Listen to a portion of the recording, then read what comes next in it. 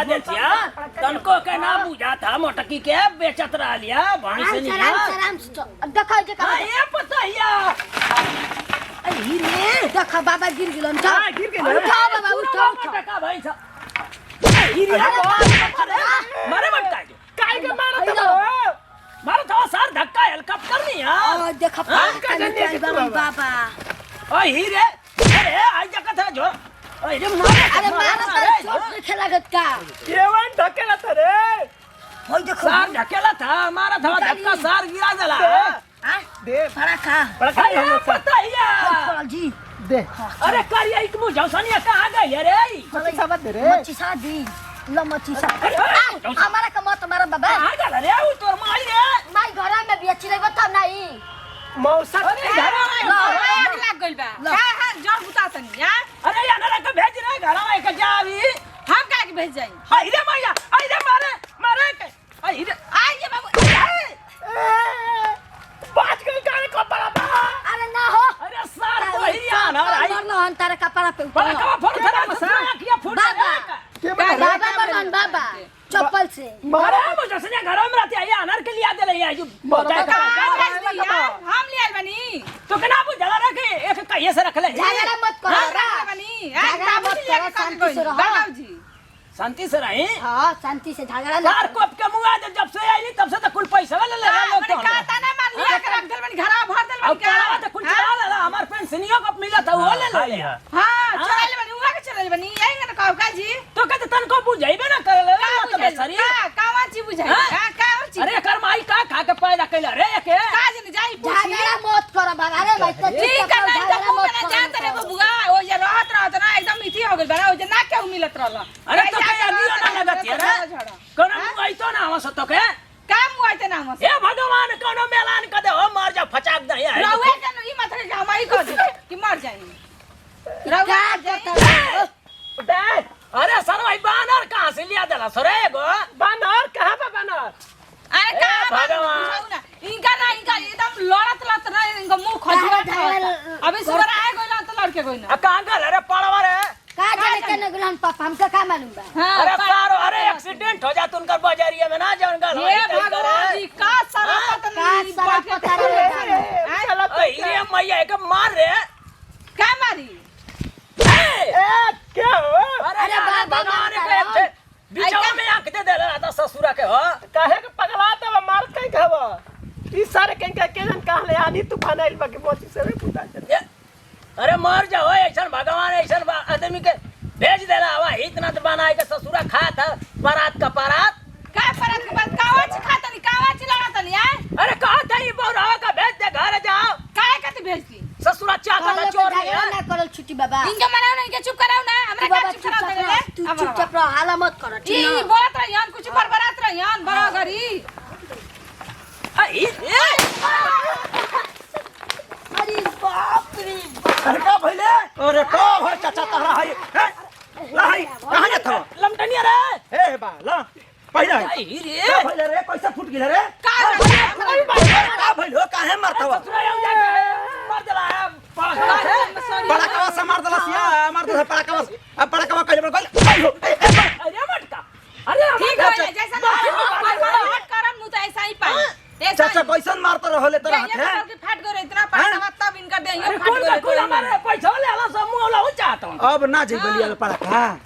अब अरे फटा फटा बाजी चलो पहले कुछ देबो पेटो में मौगो ने त घरवा में लुकाल हो घर में नहीं है काम खरियाना रहनी है पता नहीं ना आ हो बाबू बेचारा सर ना जानता कि पुरानी आदमी का भेज दे है कुबिया गड़बड़ सरे बड़ा का फोटो मौसा एक नंबर का पड़ा के लिए आइल हम बड़ा आवाज अरे पड़ा का ना हरे डिब्बा हो डिब्बा हो अरे है अंधारा के काहे ना ससुर समझावत रे मत मारा हो का कही घरवा कर अपना कहि दी कि मार तो हम मौसा तोरो गोधना कुटा जोई जा कहानी के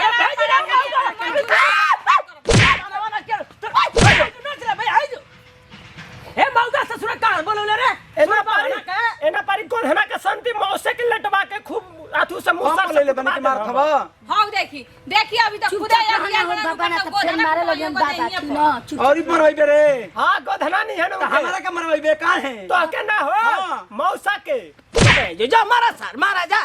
मारा देना जहरन तेहरन घुमा के मारते तब सब मत चल जा से बजाओ चल धक लिया होते हम बजाओ से जा से कहले बन रे जा से बजाओ से लेके आवते धई तुम कर रखस अच्छी बात अब कुछ ना दे बस ए कुछ ना ए भाई दे रे भाई तू को दे माई तू को अब हे जा हां बस दुआरे ले जाओ जा हैला पाँच को तू ला दे हैला है जा हां देखिए आप बढ़िया से बाबूआ अरे अरे दुआरे जोरे रुक जा मैं को ए अरे रुका हो इसे मत ये मुआई हन ई सब के तुरंत अरे ना कान सुन कर देलस ना साला कहीं का मौसा के जन कहां से ले आइल बन मुर्गा बम ले आइल कनवा सुन हो गई आ ए भौजी मुर्गा बम सुनलु हो उठा देखो पर दे उठ देखो चल उठा जल्दी ना तो फाट जाई हो अरे फाट जाई कहां फाट गई फाट जाई हो देखो पानी अनु फाट जाई धर अरे दुआरिया पर पड़का दस का रे बाबूआ अरे ना रे अब हो रहुआ तनी रहो चले चल मौसा काजी देव कर के देख दे हम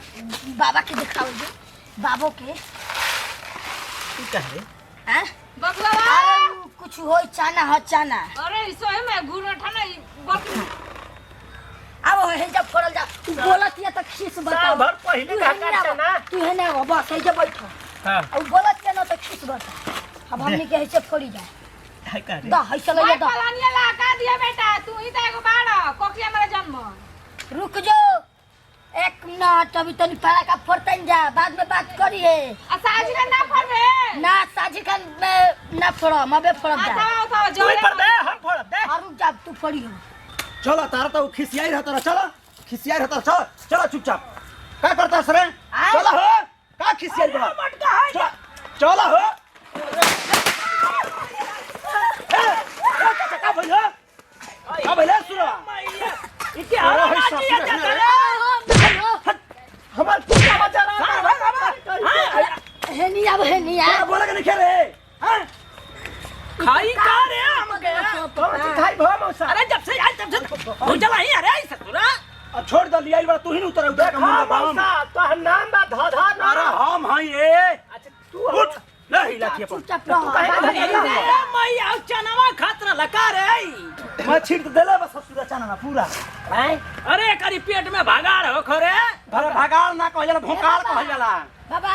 एगो तू पारा का छोड़बो बुझाइते ना तन ए बाबा एगो तू पारा का छोड़बो बैठो रहो हां दे दे खतर उड़ा से भी हो फोड़ ला का करी हम बकरी ना तो बैठ के देखत रहो अरे चल भागा सब चल खरिहनिया सब जरा जरा जातन चलो मार मार था अरे उलट जाए भगवान मर जाई तो जेल हो जाई हाथ कड़ी लग जाई हमारे का बोलते जी तो हाथ और के हम का करी हटी देखा तो है मोड़ा ये जरवाई बे हां हमार कहला में बाबू अब लेकिन करा के इंजन पीछा कर पलट के तुरंत भगवान कस के हो जाओ लिया के दर में उतर आई रहनी नु लिया के देनी हमारे का मुंह लेके चक्कर में पड़े इतना का बोला के खाता है पसेरी का हमारे सब कोई बाउरे रहेला हम तो बाउर भइल बनी बाउर भइल उहो बाउर भइल बा लिया के सुबराई से पड़ा कर रख दल बनी ठीक कर दे बल्कि धोतिया में लगा के तू जा अरे कचका डाल देला है में पड़ा का देखते रे देखी भगवान का खजुआ आई रे मन का रे केने बा हो